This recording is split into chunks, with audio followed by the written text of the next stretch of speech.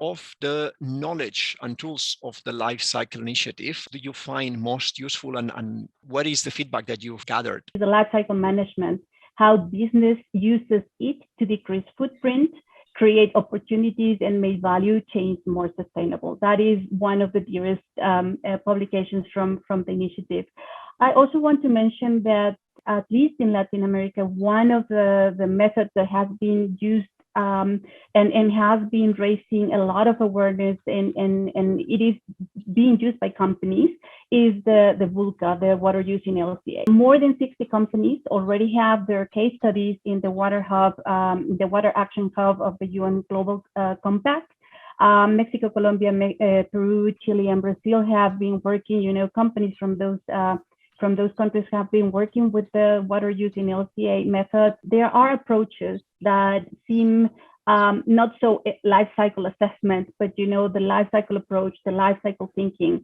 And for some reason, I can see that in Africa and Latin America, the life cycle management capability maturity model is something that companies like, especially small and medium-sized enterprises. In Latin America, there's more than 200 companies already using an automated tool to do their capability maturity model assessment. And so that is very good news. Can you tell us a bit more about your experience of applying some of these tools like product environmental footprints in the case of textiles in South Africa?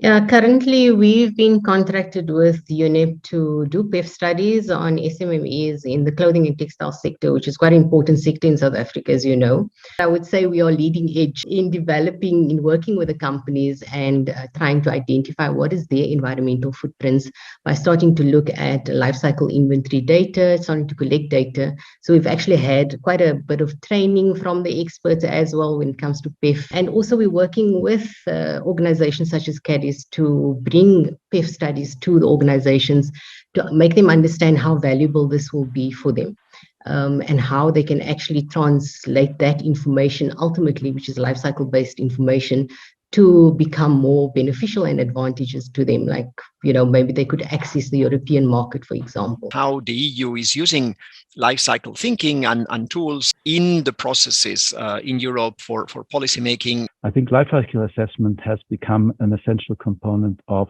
most, I would say, sustainability related policies at the EU level, especially with regard to product related policies. And LCA, and more particularly the environmental footprint method that the Commission has adopted as the recommended LCA approach to be used, have been used in important policies and legislation such as the taxonomy regulation, the new battery regulation, the construction product regulation. And one thing that I would like to discuss in particular, the recently proposed new regulation on eco-design of sustainable products. We are using the life cycle assessment and environmental footprint in a very broad range of initiatives. That extends also to voluntary instruments such as the EU Eco-Label and also to green public procurement criteria. How do you see that the life cycle initiative particularly could contribute to the future of creating more future-proof products and businesses? Any products that are not looking at the environmental impacts or trying to control adverse impacts on the environment are not future-proof.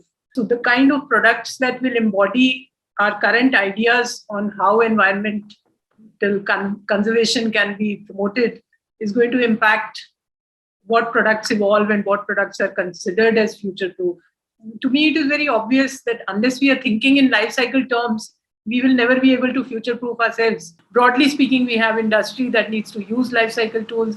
We have governments, then we have consultants, then we have people who have general interest, then we have consumers. So how do we focus on each of these segments, and what is the tool that they will be able to use? If we're talking to the sustainability manager or the design manager, they'll say, okay, I want to do it, but how to convince my top management? Why is life cycle thinking relevant for governments? So in Switzerland, the interest of life cycle thinking is increasing at the political level and also in the population. There are a lot of questions from the government and the parliament that ask for evidence relying on life cycle assessment. Life cycle assessment is indeed seen as transparent, reliable, and also result-oriented tool. So we really see that the interest is growing, and that the LSA can strengthen the development of the policy development. We provide evidence, science evidence, to prepare a discussion on the policies. So what is important for us here is that the life cycle assessment has to be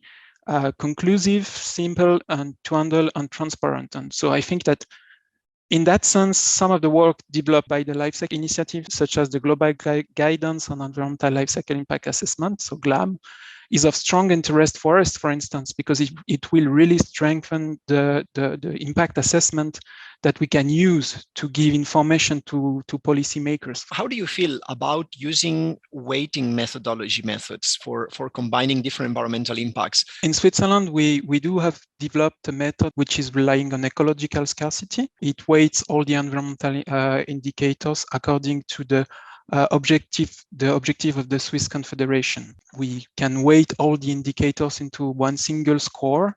In addition by only looking to greenhouse gas emissions, we also provide this single score approach that gives us that helps us to rank the alternatives and to give conclusiveness to life cycle assessment. There is a need in the market because we are right now developing the 14074 standard, which is basically normalization, weighting, and interpretation. So there's a call from industry and call from users of the LCA to come with a standard that helps with the one indicator or disaggregation. Costa Rica has now a national eco-labeling program that uses LCA for the development of environmental product declarations. For the policy making, how do we compete with other priorities that policymakers have? Because in different contexts, the priorities are very different.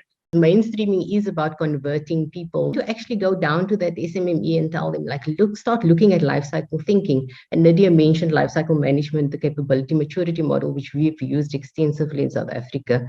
And I've seen light bulb moments, when you're talking to companies and they're actually saying, well, actually, I'm not just focusing on my company, and that is life cycle thinking. I'm now focusing on my supply chain. Who can I work with? Can I work with my retailers when it comes to redesigning maybe a packaging or something? And that is where all of this data and everything, which is extremely important, that is what informs the eco-design. That is what informs companies to then move forward. And within policy itself, South Africa has adopted like the carbon tax, have adopted extended producer responsibility. We get more and more questions around doing life cycle management as training within organizations. The issue of scaling up or extending it beyond the circle of true believers is a crucial one. And I think there is a very important interaction between science and methodology development and policy. It is the role of awareness raising, communication training, and capacity building to take companies, to actually make companies aware that this is not a threat and this is not something that will actually take them down, but it is rather an opportunity. Policy cannot move without the work on convincing and communicating, but I think we cannot scale up to make it mainstream without the policy and legislative work. So that both of them go together. What strikes me is the strength of this community over time, how vibrant the conversation has been today. The metrics, the foundational metrics of circularity for me is the basis for understanding not only footprinting, but essentially how circular are our products, how circular are our firms, how circular are our economies ultimately. You're in the very, very important spot of working through those difficult details of interoperability, data sets, open access. The agreement on plastics at UNEA 5.2, just really, really big, and I think makes life cycle even more important, because essentially now that language is in the agreement that will lead towards the negotiating of potentially a plastics treaty along the full value chain, the life cycle of plastics. And for me, this community is part of the building blocks for going forward. Just one last reflection from my end, which is that for UNEP, where we are now with a new director in the economy division, where I'm privileged to serve, is a deep focus on high impact sectors. So buildings and construction, mobility, plastics, textiles, electronics, those things, those parts of the economy that have large carbon, nature, and pollution footprints. And again, here, this community will be so important to actually determining how we work with industry to reduce those footprints over time.